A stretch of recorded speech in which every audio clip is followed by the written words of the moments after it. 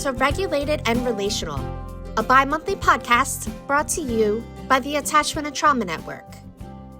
In this episode, Julie and Ginger talk with two dads, Carl Young and Joel Sheagren, co-authors of Embracing Hope, a caregiver's guide to neurodiversity. Let's listen to their conversation. Hi, everyone. Welcome back to Regulated and Relational, our podcast produced by the Attachment and Trauma Network. I'm Julie Beem. And I'm Ginger Healy. And we're excited to share with you from both our personal experience and our professional knowledge what it truly means to be attachment-focused, trauma-informed, and how to help children impacted by early childhood trauma. Today, we have two amazing guests in our studio, and we need to get to introducing them to you. So Ginger, please tell everyone about Carl and Joel. Yeah, I would be happy to. Carl Young is a father, advocate, and policy change maker who has spent over 20 years fighting for families raising neurodiverse children, including his own sons with FASD and autism. What began as a personal quest has grown into a national voice influencing state and federal policy, bridging the gap between lived experience and legislative action. In 2018, he and his wife launched a nonprofit that connects struggling families with vital support systems. Teaming up with fellow father Joel Sheagren, Carl helped pioneer the first integrated approach to FASD, autism, ADHD, and trauma through Embracing Hope that we're going to talk about today. Carl is known for turning challenges into systemic change and brings a rare mix of hard-won wisdom, fierce advocacy, and a shepherd's heart to every conversation. Welcome, Carl. And Joel Sheagren is an award-winning filmmaker, photographer, and father raising two children impacted by prenatal alcohol exposure, ASD, ADHD, and trauma. His lived experience fuels a mission to transform how families navigate neurodiversity. Founder of film company Sam in a Can Productions and the creator of the Embraced movement, Joel harnesses storytelling to drive systemic change, spanning books, a feature film, a documentary, and tech solutions for families. Partnering with Carl, he helped co-create this innovative approach that I just can't wait to dive into. And this book, Embracing Hope, is a practical caregiver guide.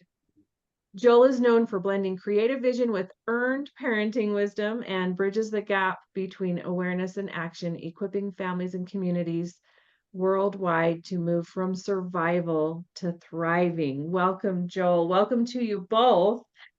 You are two fathers on a mission to transform the way the world understands and supports neurodiverse families. And Julie and I both are caregivers of children who are neurodivergent. So we are both anxious to talk to you about your knowledge and especially about this book that we have had the honor of being able to start to dive into. So I think where we want to start off this morning, this afternoon, whenever you're listening, is I want to know what made you realize there was a gap in resources for parents raising neurodiverse teens and others, and how did that lead to the creation of this book, Embracing Hope? Yeah, I'll lead out here. So thanks for having us. This is an honor. And our book has only been out for a month-ish, maybe not even. But 8 years ago, my son was diagnosed under an umbrella in the neurodiverse world of FASD, and I did not know what the acronym even was. And we brought our son home from the hospital knowing he had been prenatally alcohol exposed. And it went right over our heads for 14 years. And FASD is Fetal Alcohol Spectrum Disorders. And there's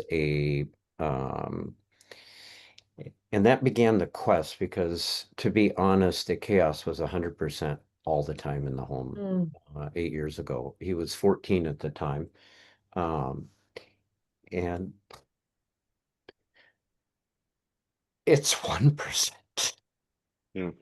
Yeah. Um, I'm super tired. I went to bed late last night and I was up early this morning and I'm a little tired, so I'm a little emotional here. But the chaos was 100% in the home 8 years ago, and now it's 1%. Wow, Mm. that's Uh, significant. he's 22 and he texts and he calls and he still lives with us, but right now he's traveling. And how many kids with a neurodiverse can actually travel and navigate? And he's got a girlfriend down in Tennessee, and he's been back and forth there several times in the last few years. And he's able to call us and navigate when there's storms and get redirect. He can't quite do it on his own. He still needs supports and always will. But I set out to learn how to parent him different because the chaos was so high. Mhm.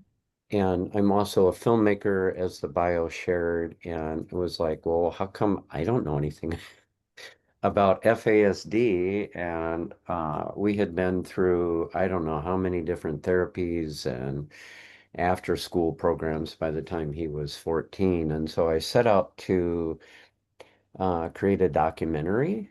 And in that process of learning how to parent, and resources were far and few between. They were really hard to locate, and um, but I worked my way through it and went to conferences, and that's where I met Carl. And in that process, um, of starting to interview for the documentary side, I started to learn. And that's where I was getting some of the information. And at one point, I wrote a school story based on um, an interview that I had done with a mom 3 times. Her child had been thrown under the bus, so to speak, by the school for being accused of an incident, instigating an incident, and the daughter, was not even involved, Mm. but had been kicked out of school, and uh, permanent things were put on her record. And I'm like, you got to be kidding. So I did the interview 3 times. And then I wrote a school story as a fundraising tool for the documentary. And the person that was helping me do that, write the story, a cheerleader, if you will, Jody, ended up writing a novel. She called me a few months later and said, do you mind if I snag that school story? I'd like to write a novel and take the baton, if you will, of what happens to our fictional character based on true stories. And I said, go for it. And so I became her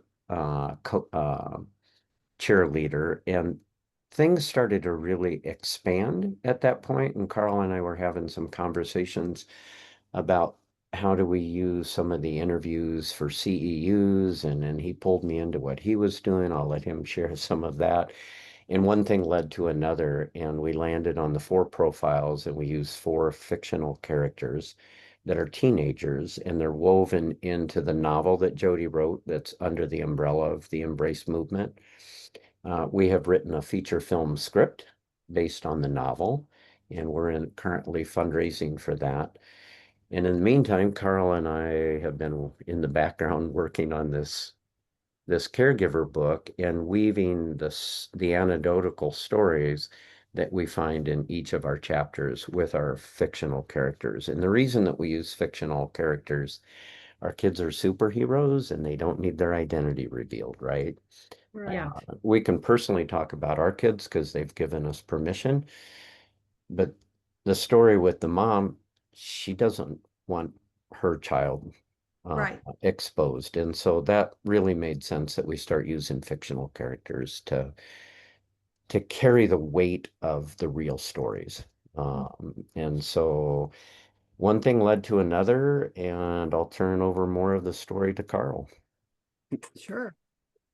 So yeah, I was actually speaking at a conference the second time Joel and I met when he introduced or interviewed me for his documentary.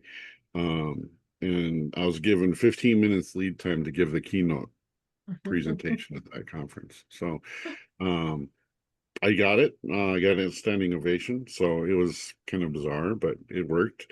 But yeah, to segue, my son too was adopted, or is adopted. One of my kids, we have five total. We have two kids with neurodiverse disorder diagnosis. And we learned when he was 15 that he had FASD, and we were discouraged from pursuing that diagnosis. So he left home when he was 17, and he's been in and out of jail since then. And when he's not in jail, he's usually ends up homeless, because that's the life that he has chosen, and I can't live his life for him. But like Joel, I knew nothing. I started in the policy work doing advocacy for people with autism, and then transitioned to include FASD. And then because there are so many in the autism space, I specialized in FASD. We got the state of North Dakota to recognize FASD as a developmental disability in state law. And that's the first legislation in 30 years that had passed North Dakota. So, and we got it the first time through for some reason, I don't know, but I'm grateful. So that doesn't mean that there are services and supports for our children, but it's a beginning. So and Carl, when was this? When was that? That was in 23. Okay. 2023. I've been a lobbyist in North Dakota for going on 15 years, but I've been in policy work for closer to 20. But I'm also doing a lot of advocacy at the federal level. I go to DC in September to spend another week at FASD Impact Week and talking to policy people and helping other people like myself talk to their policy people, to try to broaden the impact, and get more funding for FASD because of its high prevalence rate. And after the 23 session here in North Dakota, the state of North Dakota approached me about offering lunch and learn trainings for social workers on FASD once a month. And I got had Joel help me with some of the slides on that because I wanted to do the CEUs, and that's when we were looking at using some of the documentary videos for that. And I said once, I think it was either me or Joel that said we should write a book. So we morphed the CEUs and the slides and all of the training that we did into a book. And it's at times it's read like a science book, like a science textbook. When we had all of the footnotes at the ends of every page, it looked like a science textbook. So, and the average parent doesn't want to read a textbook, and we didn't mean it to be a textbook. But it's evolved many times into what its current form is. Yeah, we've cut a ton of content from there. So, but all of that content that we cut isn't being tossed to the side. We're moving it up to our website and giving it away for free. So, and then during the process of doing the lunch and learns for social workers, I interviewed a gentleman named Dr. Larry Bird about the diagnostic process for fetal alcohol. And he said, well, let's run you through this. And as a result of that interview, I was diagnosed with FASD when I was 52 years old. Really? Yeah. Wow. Yeah. So in that explained, context, I said, Carl, yeah, we were writing the book at that time, and I said, well, Carl, I know it's my project, but your name's going first on the book because you have lived experience, yeah, and people are going to want to call the first name on there, and you've got that other layer to this that makes it so unique, right? And so your name's going first, you walk through the door, you take the bullets. yeah. Well, and the thing is, getting the diagnosis wasn't really a surprise. I'd done a pre-screening through the University of San Diego. And I'd asked my wife, I said, do you think it's possible that I might have fetal alcohol? And that was before I did the pre-screening. And she said, well, that's a no-brainer. Wow. So, and Julie knows my wife a little bit. But it explains so much about my life, my childhood, the health issues that I've had for the last 26 years, the health issues I continue to have and the health issues I will begin to develop over time. The impact of that was eye-opening. And so now every doctor's appointment, I give my doctors an education on fetal alcohol. I had a shoulder replacement and I had to do a bunch of dental work beforehand. And I was explaining to the dentist about FASD. And he said, well, that explains why you have so much trouble with your teeth. Wow. So, and he knew about it. He knew about FASD and the impact on enamel and tooth decay and all of those things. He said, no matter what you do and how fervent you are in taking care of your teeth, you're going to have problems with your teeth. So that's a small piece of the issues that I have with my health, but that's just one example. And everybody, when you meet somebody and talk to them, they see your teeth because you're usually smiling, you have your mouth open. Right. And there's a stigma that goes with FASD, and a part of that stigma comes from the way people appear. So people automatically assume that if you're missing a bunch of teeth, not everybody automatically assume, but a lot of people assume that if you're missing a bunch of teeth, you're some kind of a drug abuser, and that's just not the case here. Could be. So it's a result of a neurodiverse condition that I was born with. So, but whenever I talk about this diagnosis, I always end the conversation with one thing. I'm adopted. I was adopted when I was 3 by my father. My mom has always been mom, and I'm forever grateful that she brought me into this world. So, We are too. Long story short. No, exactly. So just before we hop into this book and the profiles and all of that, can you guys give us a little FASD prevalence primer? I mean, I know that some of our audience, because they've listened to other podcasts and other things on FASD, will already know this, but it is so profound to hear how prevalent it is, what, the basics. If you were going to tell somebody that 2-minute elevator, this is FASD and why it's important that we all know about it, what would you say? Well, I'll give a minute and Carl can take the baton. So the impact is 14%. The CDC tells us that 1 in 7 women admit to drinking during pregnancy or self-report. So we know the number's higher, but starting there, it's 14%. And to give a comparison, contrast and comparison, lockdown with COVID was 0.5 of our population, so 0.5%. Okay. The impact of prenatal alcohol exposure is 14%. Okay, wow. And the prevalence part of that, the behavioral side, is 7.1%. The CDC reports 5%, and there's new studies that show 7%, which the person who did the epidemiology studies, he's the one who also has the 7%. So it'll soon be official on the CDC as 7%, if that makes sense. Okay. Yes. And it depends on which study, which geographical area. The study that Joel's referencing actually covered 4 different regions in the United States, 1 major metropolitan area with a school district of over 50,000 kids, a couple of rural areas, and a urban area, but not a metropolitan area. So it's a broad swath of Americana, and it's significant that we're talking about that because if 1 in 7 self-report, why aren't the numbers for diagnosis higher? Right. We have doctors that are telling parents, or that not telling parents, they're not referring for an FASD diagnosis because the supports under autism are there. And most of the kids that we've read about in our research have autism long before they have FASD as a diagnosis.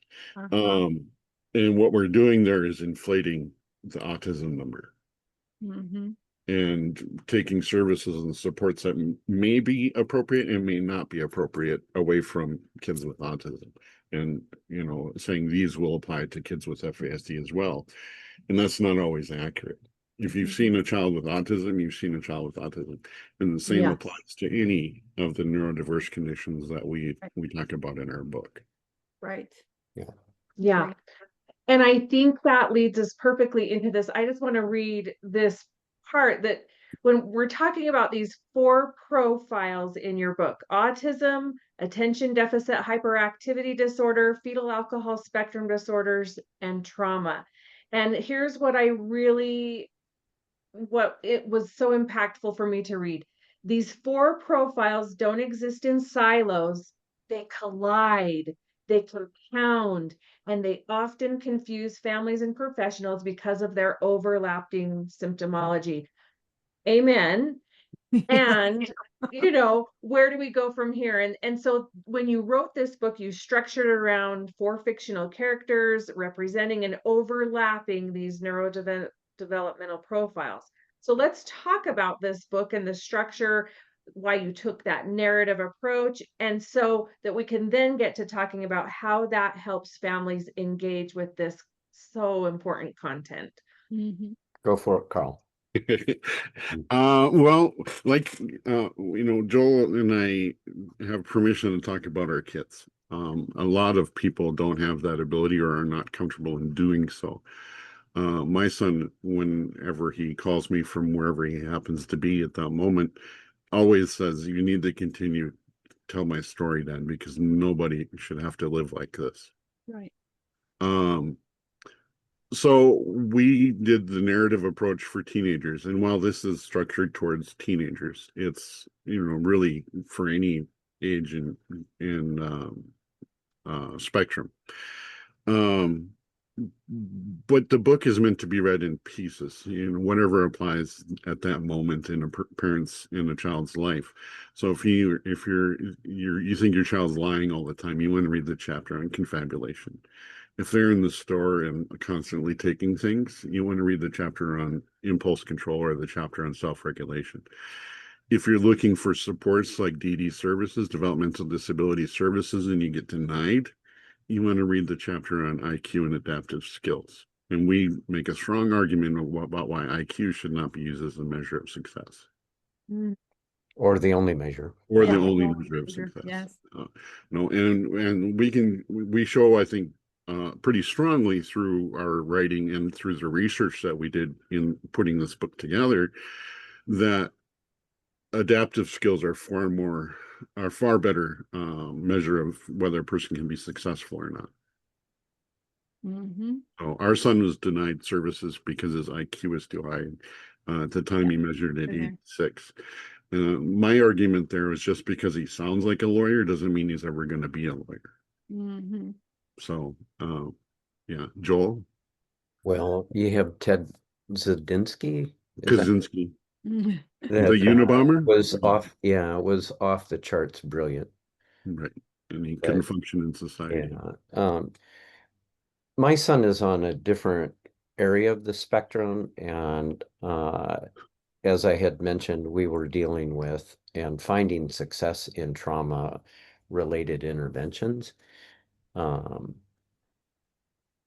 so trauma has been a part of our home, and part of what we understand. I mean, trauma can be defined in a lot of different ways, right? And a child that's exposed to alcohol is going to experience trauma in starting before they come out of Yeah.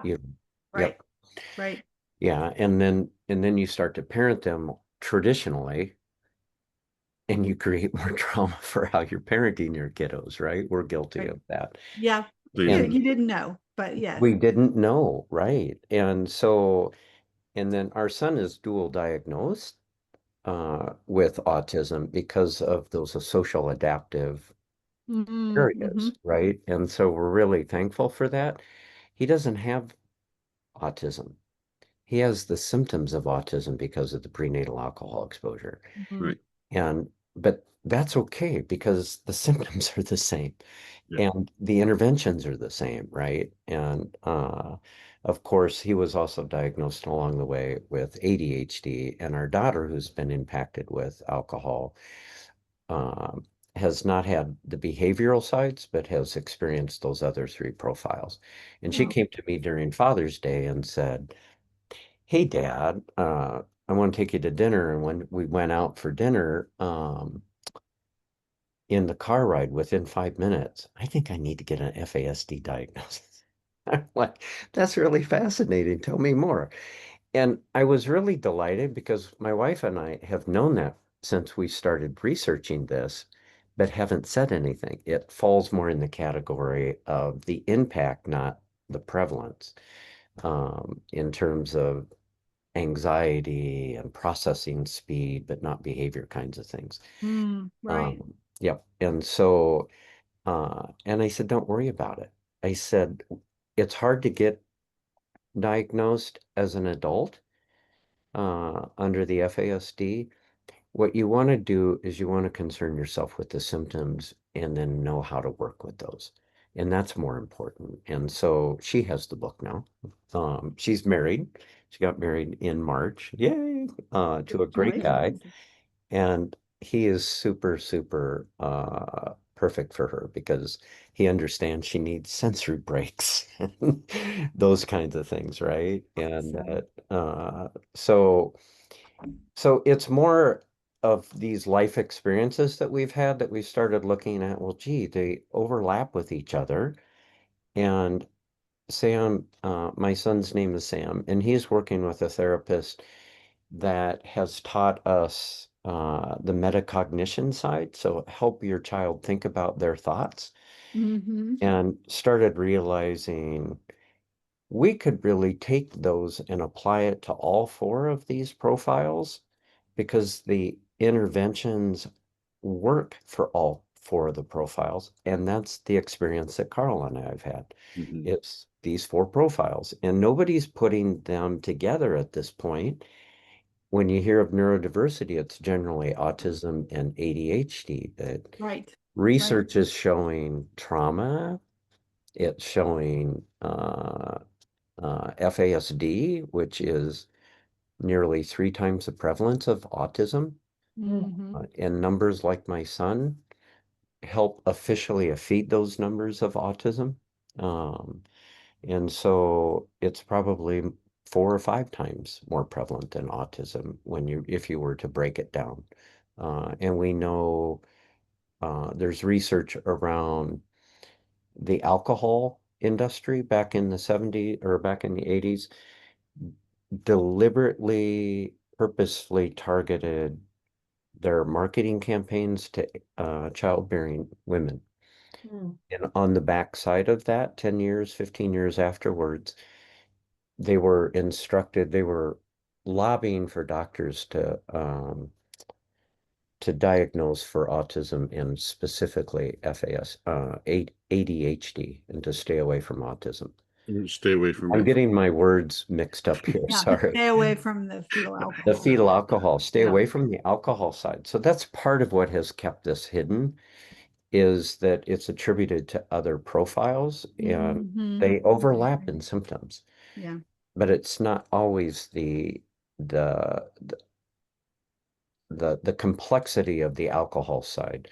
Mm-hmm. It's helpful, but you need to take into account the trauma. You need to take into account the adaptive skills. You need to take into account a lot of different things. And what works really well is for the metacognition. And that's part of what helped us in or part of the reason we wrote the book was if you're in rural Alaska or in a farm country in the Midwest and you don't have access to all of the professional services, they're needed at times, but quite often not everyone's trained in that area. Yeah. And so the majority of our interventions are the metacognition. How do you help your child as a parent working with your teenager think about their thoughts Awesome. in a Awesome. respectful way? Yep. Right. Yeah. And great tools for that middle school, high school, young adult age group too, because that's when that's when all of that would work really well. Well, to step beyond that though, my father has dementia. And I used the things that I learned in the process of helping put this book together and writing this book with Joel whenever I'm with my dad in the work. Mm-hmm. So while we talk about the 4 profiles, there are other avenues that can be used, with this information. So when I discovered that, it was rather a profound moment. And I'm trying to get my siblings to use the same methods. Yes. So, Uh-huh. but but the book, we have what we call the core conversations. And Joel, you want to mention how each of those conversations is structured really quick? Yeah, so we have 15 of those, what we call the core conversations. It's chapters 5 through 19. And chapter 5 and 19 are structured similar to the other 13. Chapter 5 carries a little bit of the story and a little bit of the neuroscience. And then chapter 19 is on exercise, sleep, and rest. And so we're not really covering the narrative. But the other 13, we've structured it around story, both anecdotal, so parents can understand more of the perspective of the child at school, at work, and at the playground, or out in public, etc. Based on some of the interviews that we've done along a number of the interviews, so it starts with an anecdotal story using one of the 4 profile characters. And then we have definition, what's worth noting, say what's worth noting about the struggle of, excuse me with my hiccup, the struggle of transition. What's worth noting about that? And then we get into 3 symptoms, and then we have a chart with a few others because that got overwhelming. So we put the rest of the symptoms on the website. There might be 50, there might be 30 symptoms that we were finding in our research. And then we have the interventions, and we provide anywhere from 1 to 4 interventions per chapter. And then we take the anecdotal story part B based on one of the interventions that were highlighted. So the parent can see how an adult worked with the child, kind of in a short narrative form. Right. We Right. tell, yep, and then we tell a personal story.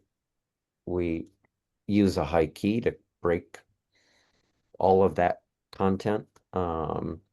And then we have a couple of sections on the neuroscience. So we show 3 of the brain regions, not necessarily the most important, but 3 brain regions that might be driving, say, self-regulation, so that you can talk to your health professional, your educator, your therapist, etc., in that area. And then we frame another section around brain domains.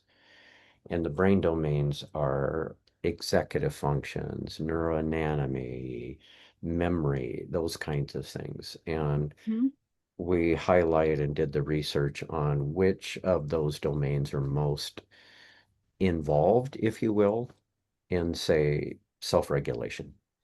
And for the same reason, those 2 sections are meant to be like a baton for the parent to be able to talk to the professional and to go further. And it's all in language. So the chapters are structured around 20 pages. So it should take 30 minutes or so to read through it. If you were to read through it, if you wanted to spend a little bit more time, like the cause and effect chapter, we have a board game, and that might take a little bit longer to actually kind of initiate doing that. So around the board game is called Mind Shifter that we came up with, and it has 4 components to it on what is the situation. And I think we have 12, if I remember right. We have more on the website around each of those. And so you play the board game, and It might be that you roll the dice and you land on you've got to talk about your feelings. Yeah, Or you talk great about idea. what would be an alternative for um, um, being able to project outward, Mhm. those kinds of things. So there's actions, feelings, variations, and on all of those kinds of things. So that's called Mind Shifter, and that's in the chapter on cause and effect. And so it's just been a lot of fun to kind of think through some of those things and then test them on my son. And Yeah. he's got a social worker that works with him for 8 years now. Mhm. It's just remarkable how many parents can say that. So that's been a huge blessing. That's And great. then he continues to work with the therapist he started with 8 years ago. Awesome. So they work through all of those. Well, the And book is the game is you have to build it. We're not okay. selling it. It comes as part of the book, and then we tell you how to build it. Uh, Mm-hmm. and the resources on the website will just add to the usefulness, I think, of the board game. So I love this. I mean, the book is so thoughtfully organized and so easily digestible because of that. And, and the things that parents might shy away from, like the brain science, because of the way that you handle the graphics and the numbering and all of that stuff makes it really accessible. And then there's a QR code almost every chapter that takes you obviously to the website for all of that in depth, whether it's the board game or whether it's more things. And so people getting this book are getting way more than this 400-page book. right. It's Well, like, and I'm actively pushing website content up every day. So mhm. if it's not there today, check back tomorrow because it might be there tomorrow. Awesome. Awesome. That's Yeah, great. but we have so much stuff that we want to get out to the parents and the caregivers that it's Awesome. just taking time. Awesome. And And it's just the two of us. yeah, So Yeah. and I think at this point, anyway, yeah. Joel would agree that I'm the tech geek person of this duo. So he's the storyteller and I'm all things technical. So I love it. um, I love how that partnership works. We are going to take a break. And when we come back, um, even though we're going to be kind of short on time, what I really want to talk about is what educators need to know that you now know and that parents are going to get through this Embracing Hope. So we'll be right back. Hi, folks. Ginger and Julie here, and we want to tell you about our upcoming virtual conference in February called the Learning Brain Exchange. This will be a Creating Trauma-Sensitive Schools high-quality, trauma-informed, resilience-focused information that you've come to expect. But the Learning Brain Exchange will be focused on the science of learning from a cognitive, regulation, and relationship standpoint. The Learning Brain Exchange is designed for all educators, from building administrators to the central office folks, to curriculum developers, to classroom teachers, and of course, the counselors and social workers and behavior support teams. So there's something for everyone at this new Learning Brain Exchange. Registration opens soon and early bird pricing continues through December 15th. Access to all 40 workshops plus our keynotes will be available for 60 days beyond the conference. So come join us as we explore the topics from the science of reading to trauma responsive leadership to building compassionate school communities. There'll be all of those topics and many more in the Learning Brain Exchange. Find out more on our website, attachtrauma.org. Hi, folks. We are back and we're talking about this exciting new book on FASD, Embracing Hope. And we have the two authors with us. Carl and Joel are in the studio. And we've been talking about this book from a parent caregiver standpoint because all four of us are. And dealing with the four diverse, neurodiverse profiles that are talked about in this book. But we want to turn our conversation to what educators need to know, specifically what they need to know about young people who are on the fetal alcohol spectrum. Carl, Joel, jump right in. What's the most important thing an educator can do to start learning about this? Go for it, Carl. Well, let's talk briefly statistics. Okay. And this can be extrapolated across the country. Some areas are more impacted than others. If we use just the CDC numbers, not including any of the more recent studies that have come out, and the CDC hasn't updated yet. If we use just the CDC number, average classroom size in North America, some regions are higher, of course, is about 19 to 20 kids. Mhm. Given that, with the CDC saying 1 in 20 are impacted, that means at least one child in every classroom Right. was born prenatally exposed to alcohol. Most of them will never get a diagnosis. Mhm. That doesn't lessen the impact of the neurodiverse condition on the whole classroom. Most kids are not intentionally misbehaving. What we see as behaviors is a symptom of something else that happened during the day. And if we can reframe how we see children and the things that happen in their lives, we can begin to reframe how we approach them educationally. Not to say that they should get free passes for things that happen. We need to ensure accountability, but we need to be compassionate in that accountability. Mhm. And I think we'd make a strong case for that. So some communities are more impacted. Are indigenous, Native American populations have higher prevalence rates. It's not because they're consuming more alcohol and drugs than other populations. Actually, it's because their demographics are different. So the number one population sector that has prenatally alcohol exposed children is actually professional women between the ages of 30 and 45, Wow. college educated.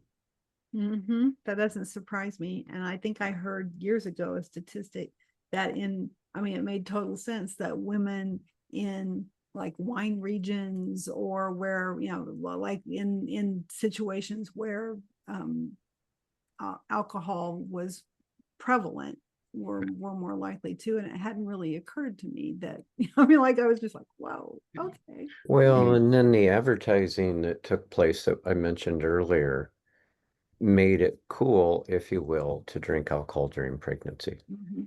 And so we have doctors, just the other day, a doctor said, well, I thought it was okay in the third. Third And trimester. Yeah. yeah, and it's like, so let's use that logic. Is the child still developing? Is Mhm. my question, Yeah, their right? brain is, yes. Mhm. And I never say the word right, but the embryonic sac, the child's still drinking Yeah. and 4 hours. from that, right? During that Mhm. development, and the alcohol is there 3 hours later, making the child drunk. Mhm. Yeah, and in that trimester. So yes, it's important not to drink during pregnancy and Yes. not during breastfeeding. Yeah. Right. And And there's a study, pardon, Joel, there's a study out of the United Kingdom that shows that the alcohol or ethanol content in some cough medicines, that Mm. minute amount can impact a developing baby. Wow. yeah, it's pretty remarkable. But so from an educator standpoint, the majority of our kids do not have a physical trait that shows the disability Right. Okay. on the FASD side. And that's true for trauma too, right? Of That course. you have such a small portion of the population that has a physical trait with the neurodiversity. And so we have the expectation. It was true for our son. We went through 9 schools to get our son graduated. We live in a metro area, and so we were fortunate to do that. And not one professional educator understood FASD. Correct. Mhm.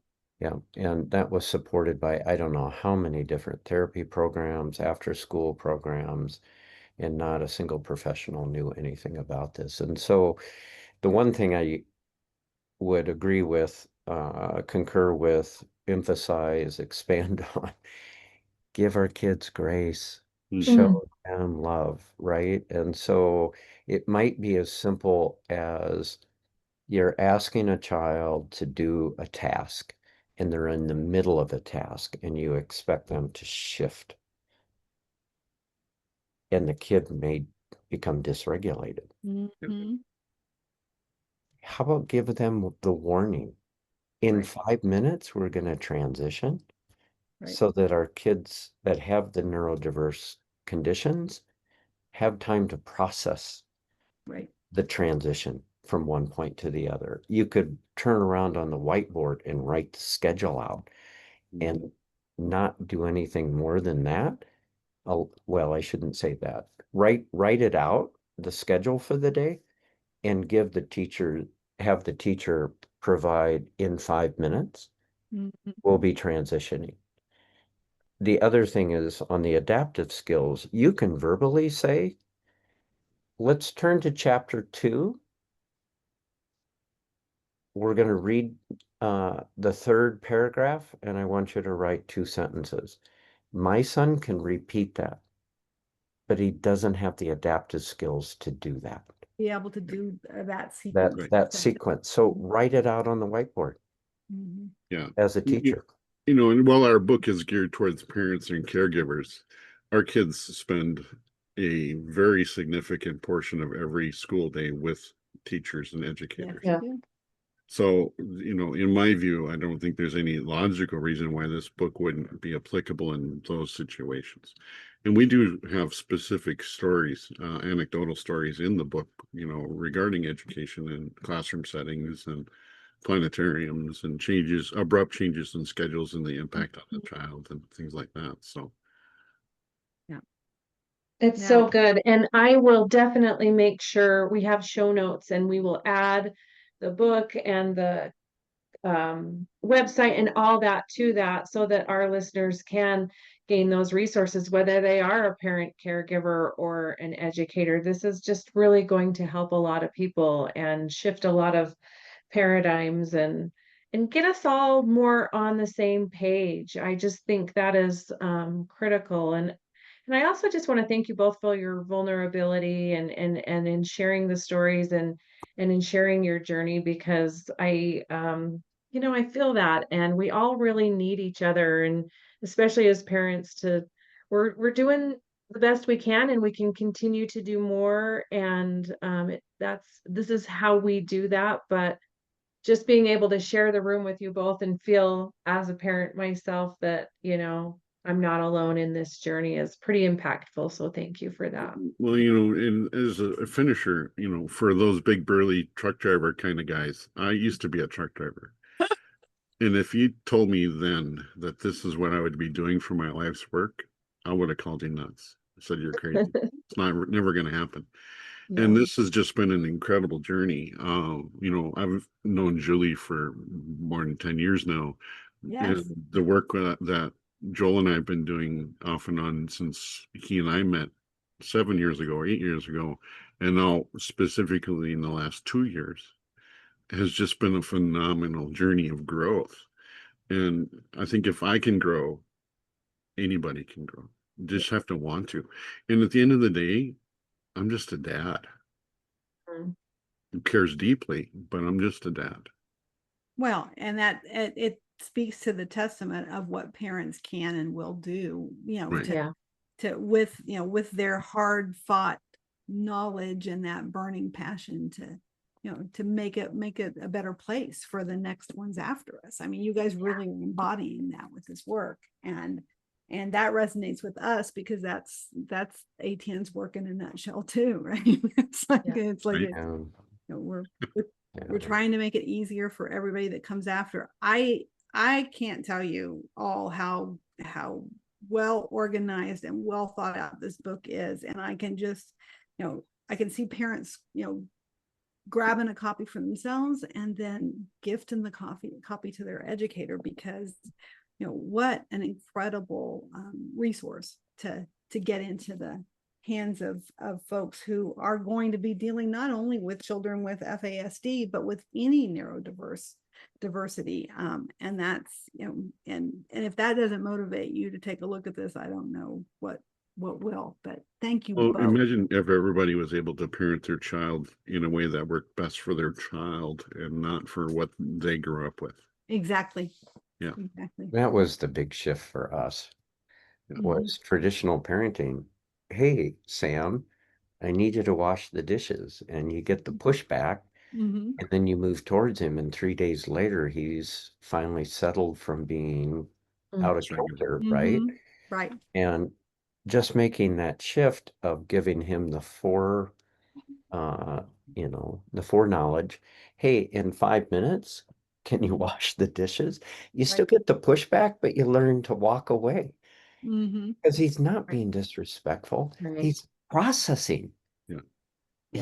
He's being interrupted with something, and he doesn't have the skill sets to know that it's, Exactly. and he's learned, but by shifting the parenting, that's where the chaos has gone, Yes. 100% to You 1%. know, I wish I'd had this in my toolkit when my son was a little boy. Mm-hmm. Yeah. Yeah. Yeah. And, that's how I approached it is, what do I want parents to know that I wish I'd known? Yeah. Well, thank you both so much for being here with us today, and especially thank you for the gift that you're giving the world with this book and with your continuous additional resources into this book. And we will definitely have in our show notes how our listeners can get a hold of all of this incredible resource information that you've put together. And I suspect we're going to be hearing a lot more from you all, which is great. It's great. You have no idea. What have we done? Yeah, thank you for having us. It's been an honor. And when I say that, it's because I'm thinking our listeners, this might not be the last time you hear from Carl and Joel, but we're glad that we were able to do this episode with you today. Yes, we appreciate it. Thank you. Thank you. And thank you all for listening in. This has been another Regulated and Relational episode, and we'll catch you the next time. Bye. And that's a wrap for today's episode of Regulated and Relational. In our next episode, Julie and Ginger sit down with Hilary Jacobs Hendel and Dr. Julie Fraga to discuss their brand new book, Parents Have Feelings Too. A special thanks to Joe Kramer for donating the music. To learn more about the Attachment and Trauma Network, visit us at www.attachedtrauma.org. I'm Lauren Cassis, and as always, thank you for listening.